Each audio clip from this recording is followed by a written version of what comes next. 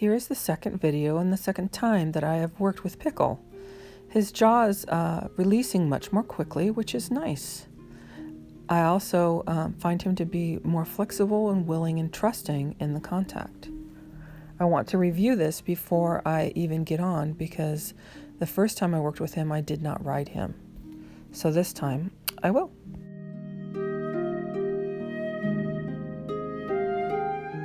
The first time I worked him, the day before, I worked for an hour on these flexions, trying to help him understand what I want from him in the contact, also to help him relax and release the jaw, because he has some very significant trust issues with the contact and with the bit, which we will see when I go ahead and get on.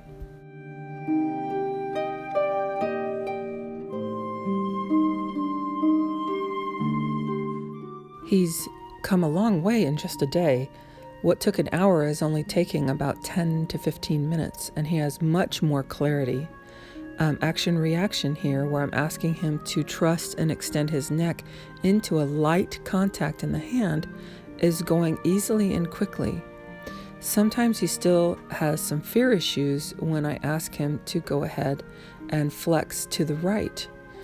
He wants to overweight the right shoulder, so sometimes flexing to the right is a little bit difficult.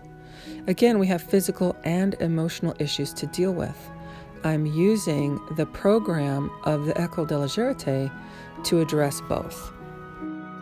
I am very, very pleased at all of the releases and motions that he's offering me. So first time on board, what I would like to do is repeat what I did in hand on the ground. I want him to simply offer a flexion without moving his feet.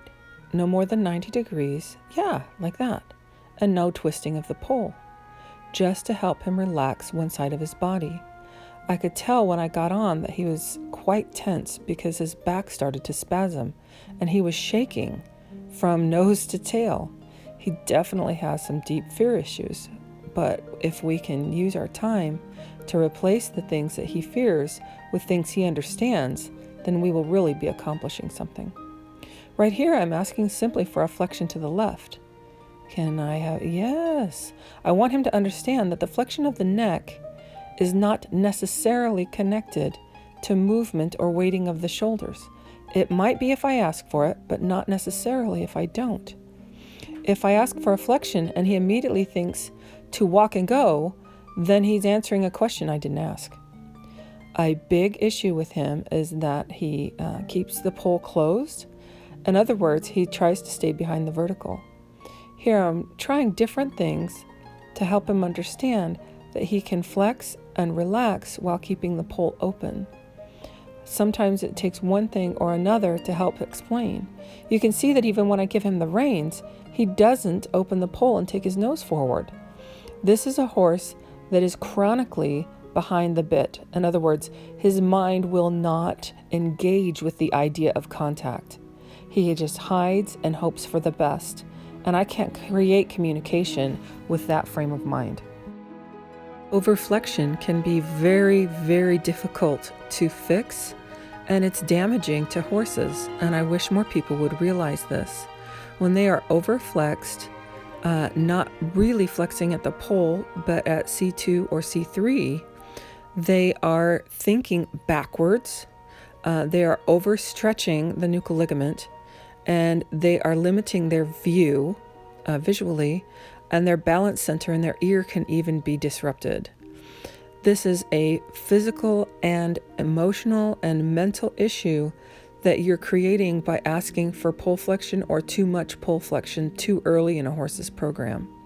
I find this to be one of the more challenging things to fix. Right here, I'm lifting the reins and saying, yeah, let's go out here, and he's starting to understand. I'm like, okay, now we're getting some communication. How about you go ahead and take your nose forward? You notice I ride with a very high hand because I only want contact on the corners of the lips. And ta-da! For the first time, he puts his nose forward. And look how everything kind of begins to change. He starts to relax and think forward instead of thinking backward and in fear. Now I'm beginning the idea of moving his shoulders, since I'm starting to get an ability to talk with him through the mouth without him folding his neck. In other words, overflexing. His shoulders are quite immobile, as overflexion tends to put them onto both shoulders. Here I'm reminding him, no, nose forward, nose forward. If he's in an overflex position, it limits the brachiocephalic muscle and he can't really articulate the shoulders. Now up to the trot. A lot of times it is easier for them to understand that they can take gently the reins, quietly, and extend the neck in a nose forward position if we do it at a trot. So that's what I'm going to work on here for a little bit, and he's doing a really good job. Because he is quite tense, I'm working also on seeing if I can get him to extend the neck, let go, and lower the entire neck with the nose forward to help in relaxation. It does put them a bit on the shoulders, but this horse is really stiff and he's holding a lot. I hope that you look at his trot now versus when he truly does let go of the neck. So little by little, I'm saying, can you let go? Follow my suggestion, extend your neck, take longer strides, slower strides, more relaxation, because I can't get much done if I can't help him to relax.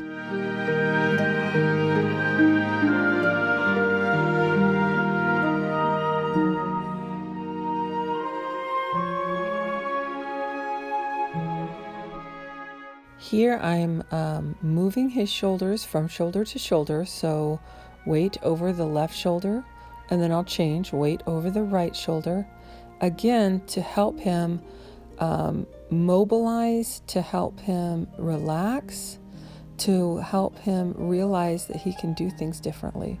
Again, I have to remind him, not behind the vertical, not behind the vertical. There, I actually like it when he takes a little bit forward. That helps a lot. Here he explores a little bit the mobility of his neck and his jaw when he can move in a forward, open, relaxed position. And I want to give him some time to do that. Now it's time for a break. Ha! That's what I'm looking for. It's not perfect, but I want him to think reaching forward, downward before I ask him to canter. Because I know that when I ask him to canter, it will probably bring up some anxiety, and I want to work towards stretching and relaxation. There we go. Little by little, just like I did at the trot. Right now, it's not as much about balance as it is about relaxation. This is a very tense guy that's worried about a lot of things. Now I'm going to see, okay, now that you've loosened up at the canter, can your trot get a little bit more loose as well? He's doing really well. He's trying really hard to understand what I want. Here's a light contact. Can you follow my suggestion? Forward and downward. Relax, let go. Good boy.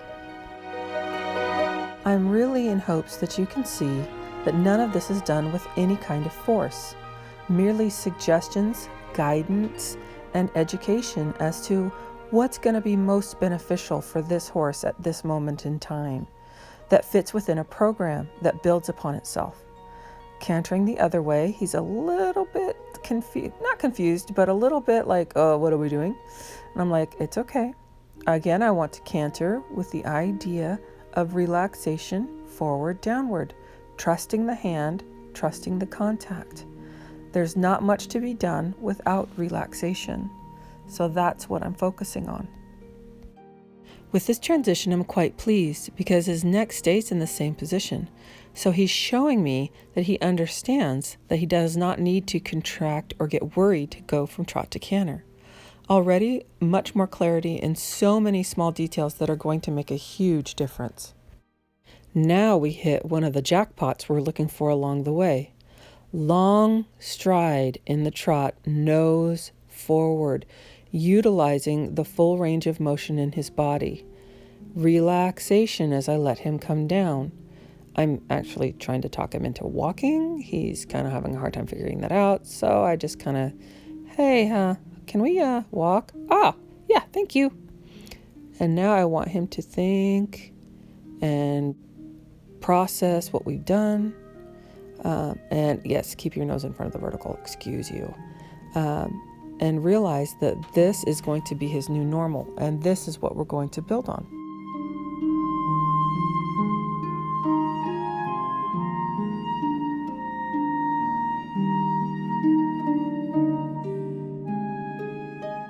Because this horse is 17 years old and has been ridden a certain way for much of his life, I know that I need to take an amount of time each day to tell him he's on the right track and doing what I want. Really happy. And this is the flexion to the left that he was struggling with at the beginning of the workout. And he's got it much more clear now. Again, nose in front of the vertical. Don't hide from me. And walking, relaxed, nice, quiet, nose in front of the vertical, please. Thank you. And we start at the end to get a really letting go, relaxed walk where he's starting to trust and realize, at least for today, that things are okay. And here is everyone ending their workout with neck extensions. See you next time.